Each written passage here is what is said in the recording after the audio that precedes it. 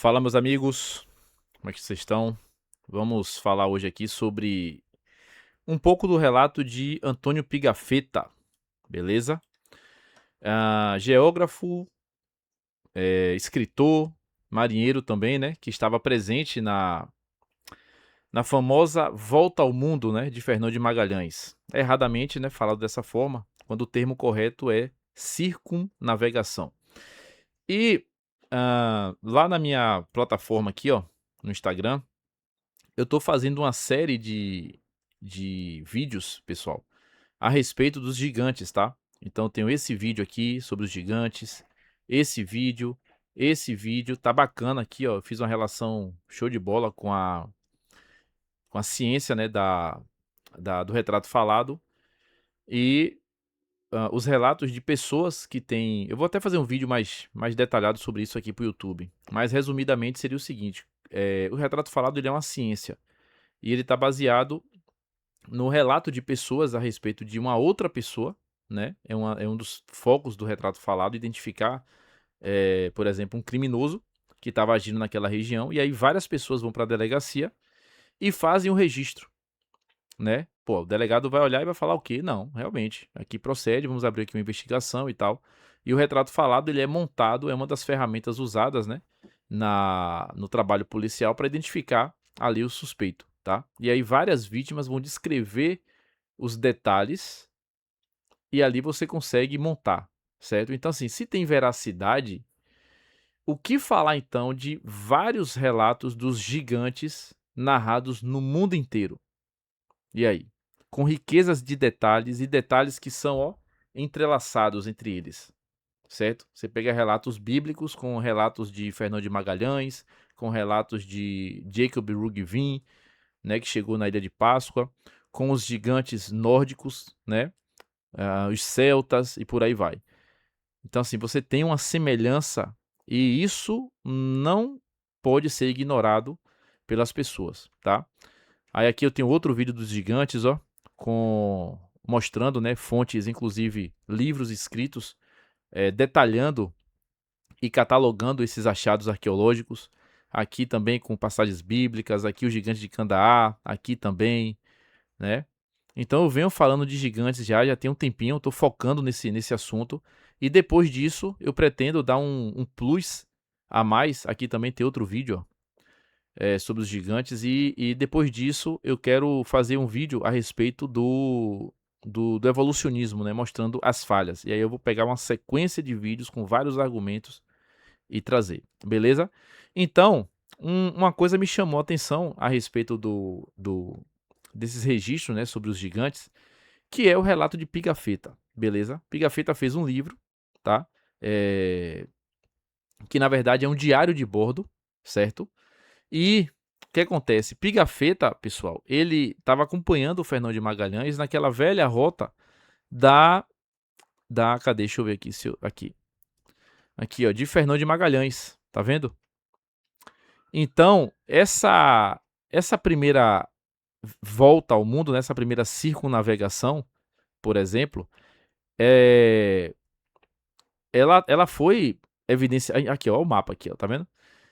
Esse é o mapa certo, né? Então não pode ser colocado como globo, né? A primeira volta ao redor do globo, certo? É a primeira circunnavegação. E os relatos de Pigafetta, quando ele chega ali naquela região ali da Argentina, né, uma região ali chamada de Patagônia, quando ele vai entrar para o Pacífico, até chegar lá nas Filipinas, né, que é essa região aqui sim, ó, cadê? Aqui tá ao contrário, né, cadê? Aqui.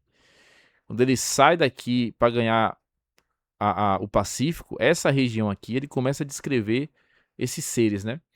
E aí o que acontece? Muita gente pega esses relatos e começa a fazer isso que a gente vai ver aqui agora, ó. Literatura, a literatura de viagem entre história e ficção, uma análise da crônica de Antônio Pigafetta. Olha só.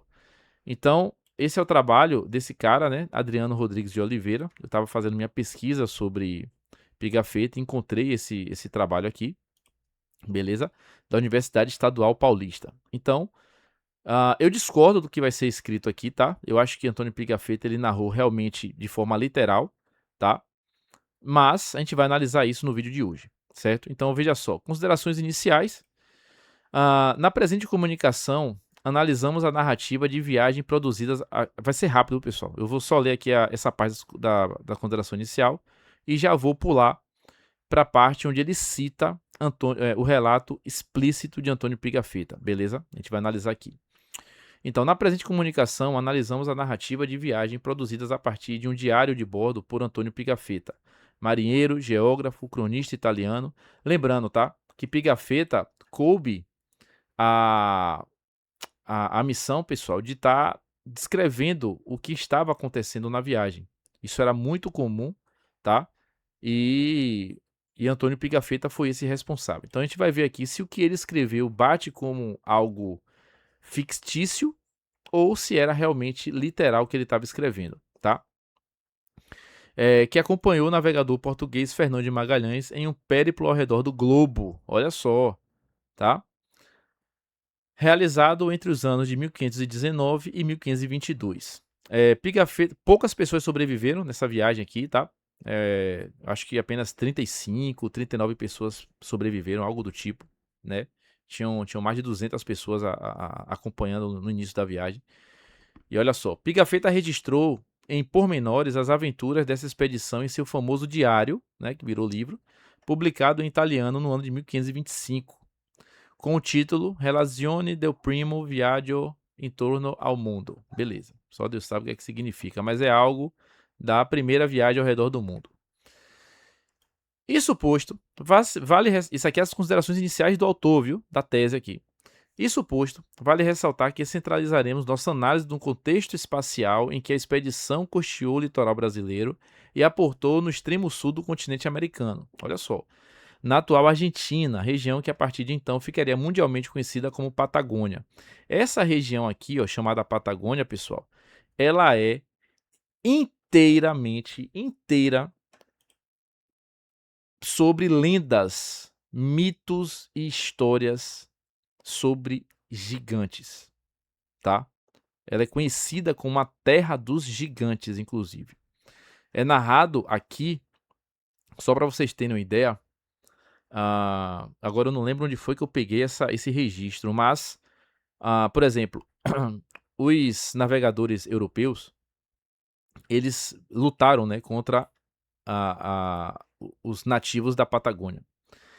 Os caras eram tão grandes, tão fortes, que existem registros deles nadando em direção ao navio, com a faca na boca, subindo nos navios, matando as pessoas e voltando, e alguns deles até com sacolas, né, cheia de coisa, ou seja, extremamente ágeis, fortes, né? Eles causavam um medo só de olhar.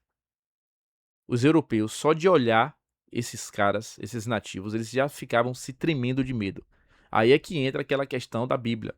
Quando Josué tá lá, né, junto com os espias, e Josué pega e fala que para Moisés, né, quando ele volta, foram 40, né? 38 tiveram medo, e Josué e Caleb não teve medo, né? Não tiveram medo dos gigantes que eles encontraram, né, os Enaquins. E aí Josué pega e fala para Moisés que viram gigantes, né, que aos seus olhos éramos como gafanhotos. E para você ver que os 38 tiveram medo, chegaram a falar para Moisés que não tinha como vencer, né? E eles eles foram punidos por Deus e não tiveram ali a honra, a proeza de entrar na terra prometida por conta da fé que falhou. E Josué ganhou ali digamos, uma moral, né? Vamos dizer dessa forma, uma moral com Deus. Então, os relatos, eles se encaixam perfeitamente, tá?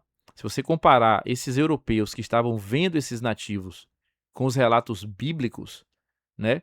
Pegue, por exemplo, no livro de Josué, logo no início, quando os espias chegam em Jericó, veja que aquela prostituta, o que é que ela faz? Ela se rende, ela aceita Deus. Ela reconhece o poder de Deus, por quê?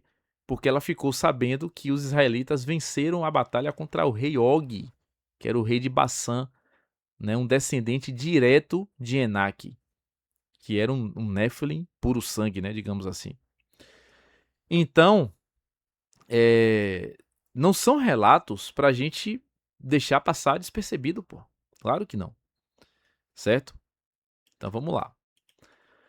Nossa abordagem se concentra em examinar a relação entre a história e a ficção na referida obra. A gente vai ver aqui se o que Pigafetta narrou é ficção. Presta atenção. Especialmente no que tange aos elementos da construção narrativa. Então ele vai ficar focado no momento, né? Como é o nome do cara? O Antônio Rodrigues, ó, ele vai ficar focado nessa parte quando ele chega na região da Patagônia, né? Que é onde tá ali os registros absurdos, tá? Então vamos lá, vamos direto aqui ao ponto, tá? 10º Encontro Estadual de História, né? Ampu, Bahia, beleza? Foi em Vitória da Conquista, aconteceu em 2020, tá aqui, ó. Beleza? Vamos lá. E aqui vem, aqui, ó, o relato de Pigafetta. Aí começa aqui agora a tese dele. Antônio Pigafetta era natural de Vicenza, onde estima-se que tinha nascido por volta de 1490. Ainda em sua juventude, o italiano fez parte da Ordem dos Cavaleiros de São João dos Rhodes, onde pelejou contra Soliman, o Magnífico. Na sequência, mudou-se para Barcelona, onde seria recrutado para a expedição de Magalhães pela Casa da Contratação das Índias, instituição burocratizada encarregada de administrar os negócios reais do Novo Mundo. Beleza, então ele traz aqui uma referência básica, né, de Fernão de Magalhães. Agora vamos lá. Pigafetta, página, ó, 44 do seu diário. Aí essa parte aqui, ó, já é o relato de Pigafetta na íntegra. E não é ainda o que eu quero, tá? Mas vamos ler essa parte aqui. Olha só.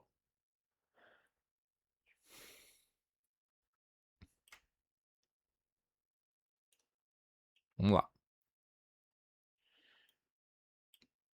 Como há pessoas cuja curiosidade não seria satisfeita ouvindo simplesmente contar coisas que vi e as penas sofridas na longa e perigosa expedição que vou descrever, senão que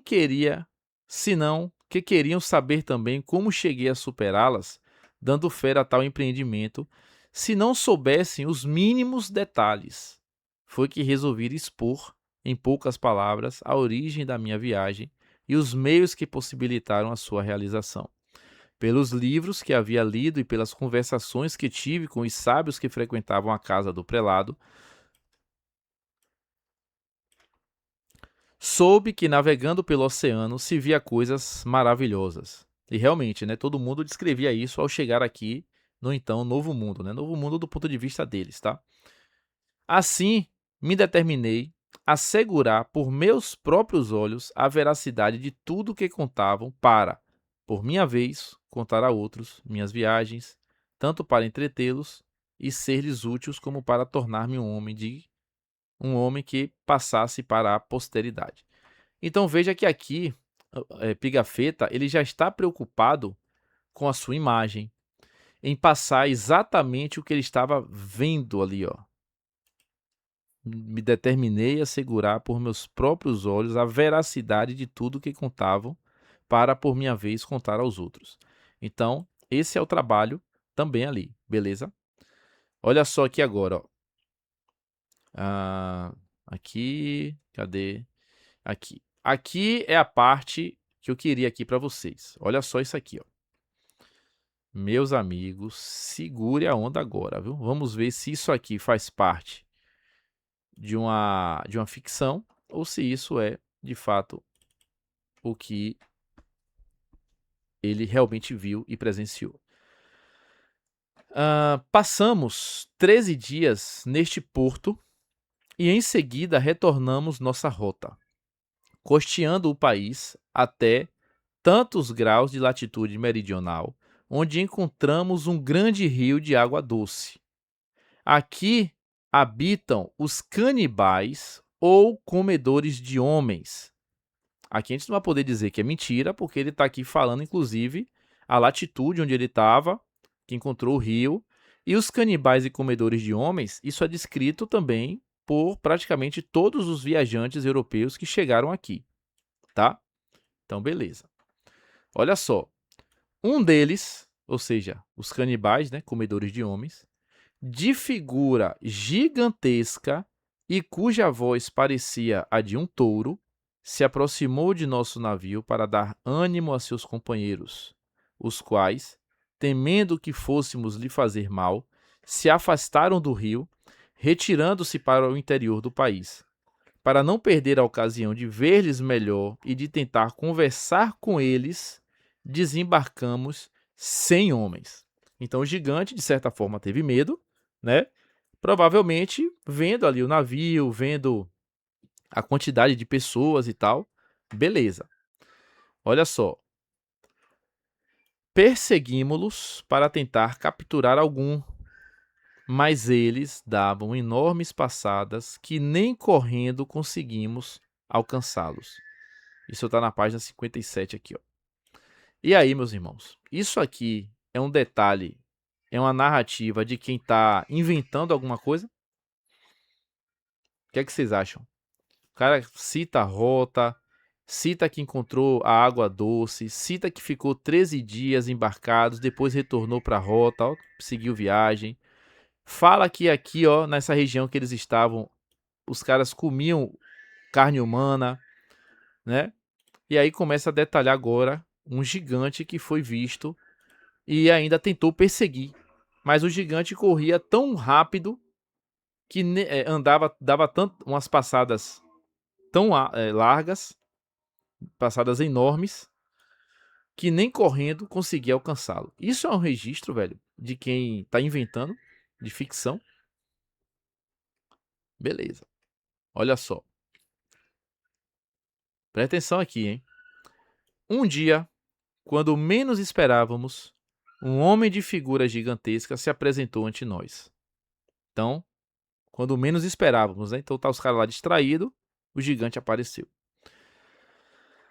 Estava sobre a areia, quase nu, e cantava e dançava ao mesmo tempo, jogando poeira sobre a cabeça.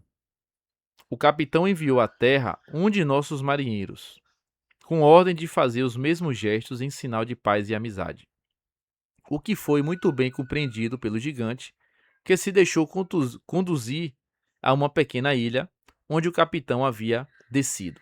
Então aqui a gente tem um registro de um primeiro contato, certo? Eles estavam lá distraídos, o gigante apareceu quando eles menos esperavam, e o gigante estava ali, ó, dançando, cantando, quase nu. Então isso demonstra que eles eram primitivos, certo? Beleza. E o primeiro contato foi feito de forma até inteligente, né? O capitão mandou descer o cara lá, velho, imita aí o gigante aí pra ver se, né, surte algum efeito. Beleza. Deu mostras de grande estranheza ao ver-nos e levantando o dedo, aqui é o gigante, hein? O gigante deu mostra de grande estranheza ao ver-nos e levantando o dedo queria dizer que acreditava que nós havíamos descido do céu. Olha os detalhes. Este homem era tão grande que nossas cabeças chegavam apenas à sua cintura. De porte formoso, seu rosto era largo e pintado de vermelho, exceto os olhos, que eram rodeados por um círculo amarelo e 2 traços em forma de coração nas bochechas. Seus cabelos, escassos, pareciam branqueados por algum pó. Isso aqui está nas páginas 58 e 59. Pergunto mais uma vez: isso é um detalhe de quem está inventando alguma coisa? O que é que vocês acham, velho? Né? Então, peraí. Eu tô querendo.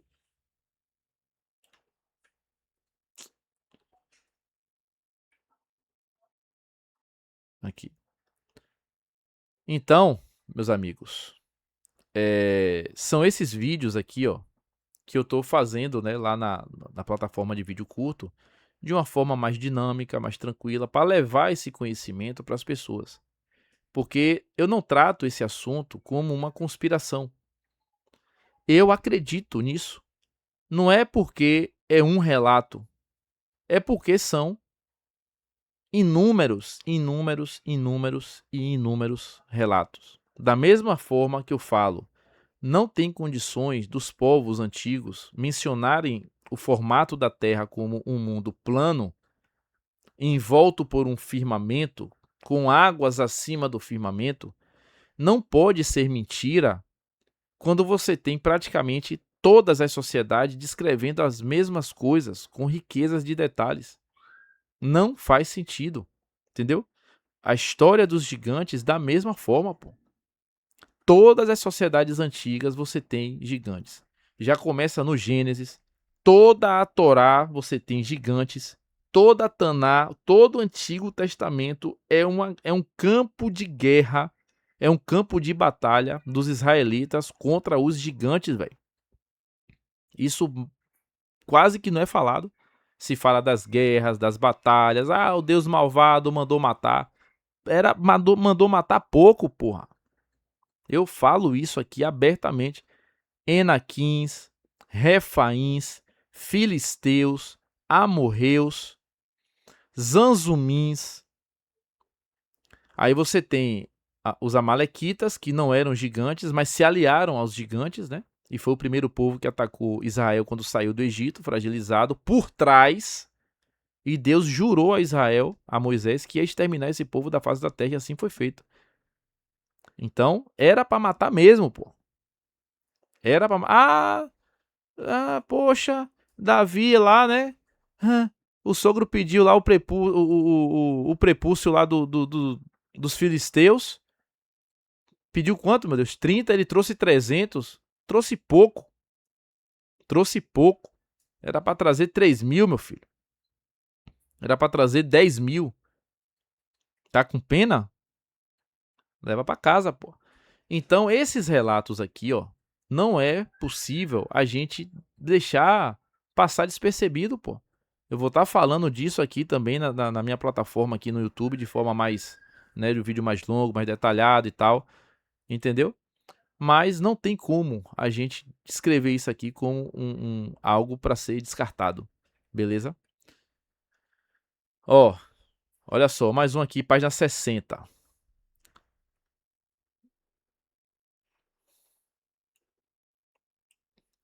Vamos lá. Ao perceberem que nossos homens armados se aproximavam, se colocaram em fila, sem armas e quase desnudos. Olha quanta informação nós temos somente nesse trecho aqui. Os gigantes perceberam nossos homens armados, se aproximaram, se colocaram em filas, sem armas, quase desnudos. Em seguida, começaram sua dança e seu cântico, levantando o dedo indicador para o céu. Até o dedo, qual dedo da mão, ele menciona aqui, para darmos a entender que nos consideravam como seres desconhecidos do alto. Não tendo outra coisa para dar-nos a comer, ofereceram uma espécie de pó branco em panelas de argila. O cara não sabia o que era, pô, uma espécie de pó branco.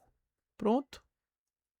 Alguma coisa ali que era comestível. Eles comiam e ofereceram a eles para comer também. Os nossos convidaram-lhes por senhas a que passassem aos navios e se ofereceram para ajudar a transportar o que quisessem levar consigo. Pronto, em sinal de amizade está ali, ó, um contato maravilhoso, que é o que a gente vê também em vários outros registros de navegadores europeus em contato com o povo nativo, davam espelhos, davam bugigangas, talheres, qualquer outro tipo de apetrecho, né? E em troca eles davam coisas que para os europeus eram mais valiosas. Normal. Vieram com efeito, mas conduzindo apenas seus arcos e flechas. Toda a carga haviam deixado sobre os ombros das mulheres, como se essas fossem mulas de carga. As mulheres não são tão grandes como os homens, mas em compensação são mais gordas. Suas tetas desnudas têm mais de um pé de comprimento, andam pintadas e vestidas do mesmo modo que seus maridos, porém cobrem suas partes naturais com uma pele delgada. Aí ele não vai saber que pele é essa, ele fala dessa forma. Pronto. Então, as mulheres não são tão grandes como os homens, mas elas são grandes, pô. Percebe, meus irmãos? Então, esse trabalho aqui, ó, do Adriano Rodrigues de Oliveira, ele trata esse trecho, né, que aconteceu mais ou menos nessa região aqui, ó, nessa região aqui da América do Sul, que no nosso caso seria, deixa eu ver, seria essa região aqui, ó. Seria essa região aqui, certo? Então, na rota, ele sai da Espanha, ganha o Atlântico, contorna a América do Sul, ó, ganha o Pacífico, que inclusive é a viagem, a parte mais perigosa da viagem, né? Chega aqui nas Filipinas, ó, essa região aqui entre Austrália, Japão, essa parte aqui, ó, passa entre Madagascar e a África aqui, ó. Ele para aqui no Cabo da Boa Esperança, depois segue aqui, ó, pro Atlântico de novo. Passou pelo Índico, né? Ganha o Atlântico de novo, vem contornando a África até chegar na Espanha novamente. Essa é a rota de Fernão de Magalhães e Antônio Pigafetta. Fernão de Magalhães, ele vem morrer quando ele chega nessa região aqui, ó. Ele morre aqui e aí vem o outro navegador e assume, né? Isso já tinha morrido gente pra caramba, certo? E daqui pra cá, ó, é outro navegador que chega. E Pigafetta sobreviveu a essa viagem inteira, tá? Então ele narrou com vários detalhes tudo que ele presenciou com riquezas de detalhe nessa região aqui. Beleza? Então, essa narrativa, pessoal, ao meu ver, não faz sentido tratar como ficção. Para mim, não faz. Agora, vocês têm total liberdade para acreditar no que vocês quiserem, tá? Deixem nos comentários o que é que vocês acham, beleza? E depois eu posso até fazer uma live, um vídeo mais longo, lendo tudo aqui, tá? Beleza? E aí, eu vou finalizar o vídeo aqui dessa forma, tá? Bom, pessoal, no canal Pensando Fora da Caixa, chegamos a 166 mil seguidores, beleza? E aqui, ó, nessa parte dos destaques aqui, ó, tá eu aqui com o Renato 38, eu aqui no BahiaCast, aqui a segunda Flatcom, ó, onde eu tirei foto com o pessoal. Aqui é o meu debate lá na Rádio Musical, com Eberly Mediano e o Pastor César. Aí vem aqui, ó, nessa parte aqui, ó, indicações PFC, tá? Clicando aqui, o que é que vai acontecer? Vocês vão ter esse link. Nesse link aqui, ó, estão todos os produtos que eu uso e indico nas minhas redes sociais. Tudo que eu uso, tá? Então eu vou clicar aqui para ver o que acontece. Nunca cliquei pelo computador, tá? Acessar link. Vamos lá. Aí eu deixei tudo muito bem organizado lá na Shopee. Aqui, ó. PFC, tá vendo? Ó, esgotou o própolis. Tô falando a você, pô. O que eu indico é sucesso, pô. Própolis, prata coloidal, para quem tem filtro de barro aí, ó, velas de prata coloidal, certo? Tem, se eu não me engano, 7 processos de filtragem aqui, ó. Essas velas que eu uso no meu filtro de barro. Então, quem tem filtro de barro pequeno, vai lá, clica aqui, ó, e compra apenas uma. Quem tem a vela, o filtro de 2 velas, vem aqui, ó, compra 2. Mas esse link já é 3. Aqui você pode escolher quantas que você quer comprar as velas, beleza? Eu compro logo 3 de vez. Livro de Enoque, ó, com mais de 1000 vendidos, ó. Esse é o mesmo livro que eu tenho aqui, né? O que eu uso nos meus estudos aqui, que é o Etíope, é o livro, né? O que é o considerado. Rebecca Brown, Prepare-se para a Guerra, Maldições Não Quebradas e Vencendo a Batalha da Mente, que é o que eu vou fazer vários trabalhos também. Então essa trilogia tá aqui, vocês podem comprar. Sal integral, garrafa de vidro para você levar, né, para o seu trabalho. Tem de 1 litro, tem de 500 ml. Moringa de cobre. Você tem que tomar uma caneca, ó, da água armazenada nesse recipiente para você tirar, né, limpar seu organismo, é muito bom. Azeite, óleo de coco, Bíblia judaica, Bíblia King James, ó. Eu tenho essa Bíblia aqui também, ó, que eu comprei, ainda tá na promoção, ó. Mais de 9.000 vendidos, ó, para isso. Sucesso. A Bíblia aqui com cosmologia, a história dos hebreus. Aqui tem o livro apócrifo de Melquisedeque, que eu ainda não comprei, mas eu tenho ele na coleção, muito bom. Aqui tem outro tipo de livro de Enoque, né, para quem quiser. Esse livro é um pouco maior, tem uma capa um pouco melhor também, mas é o Etíope também. E aqui a outra Bíblia com a cosmologia, tá? Aqui já não é mais produtos meus, não. Aqui já é a indicação da própria Shopee. Beleza, meus irmãos? Então, aqui vocês fazem isso ao clicar no link, beleza? Que tá aqui, ó. Indicações PFC. Aí aqui tem a empresa que fechou parceria comigo também, né? Temos uma parceria bacana que é a Ultramel, onde você tem também produtos de qualidade, produtos naturais, 100% natural, certo? Meu própolis inclusive até acabou, já vou pedir outro. Aí tem aqui, ó, o própolis da Ultramel, ó, tá vendo? Aqui tem a jarra de cobre, sal integral, ó, óleo de coco, prata coloidal. Essa prata aqui, inclusive, a empresa também fez parceria comigo, tá? Então vocês usam o cupom PFC e na Ultramel é PFC5, o cupom para ter o desconto. Aqui o link dos livros apócrifos, livros das Bíblias e aqui o mapa de Gleason, que é desenvolvido por Martins, que é esse mapa que está aqui, ó, em MDF, tá? O Time Charts de Alexander Gleason. Aí vocês compram e mandam um e-mail com todos os comprovantes aqui para esse e-mail aqui, ó. usetetic.society@gmail.com. O Martins vai ver lá o comprovante com o endereço, com CEP, tá? E enviar para a residência da pessoa. Beleza? Então é isso aí, meus irmãos. Aí, como eu estava indicando vários produtos, por isso que eu fiz essas indicações aqui, tá? E aí, em um link só, você tem vários outros produtos aqui. Beleza? Show de bola. E é isso aí, meus irmãos. Forte abraço. Deus abençoe a todos.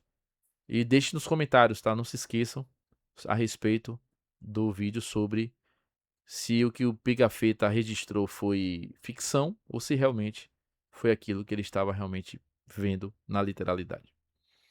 Forte abraço.